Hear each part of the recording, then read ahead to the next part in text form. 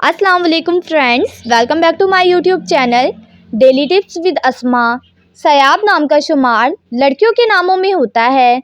सयाब एक इस्लामी नाम है। सयाब नाम की इब्तदाई तारीख हिंदी ज़ुबान से निकलती है। सयाब नाम की लड़कियों के लिए खुशकिस्मत नंबर 6 माना जाता है। सयाब नाम की लड़कियां बहुत प्यारी होती हैं।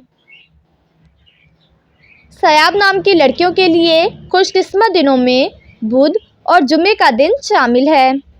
सयाब नाम का मतलब है लिबास, पोशाक। सयाब नाम के अफराद के लिए मुवाफिक पत्थरों में नीलम पत्थर शामिल है। सयाब नाम की लड़कियों में ज़्यादातर हंसमुख लड़कियां पाई जाती हैं। सयाब नाम के अफराद के लिए मुवाफिक रंगों में सब्ज़, पीला और हल्का गुलाबी रंग शामिल है। खुशकिस्मती वाली धातों में हिंसों के हिसाब से कांसी शामिल है। फ्रेंड्स, अगर आप अपने नाम का मतलब जानना चाहते हैं तो कमेंट बॉक्स में अपना नाम लिखें। इंशाअल्लाह हम आपके नाम की वीडियो ज़रूर बनाएंगे। Thanks for watching. अल्लाह हाफिज़।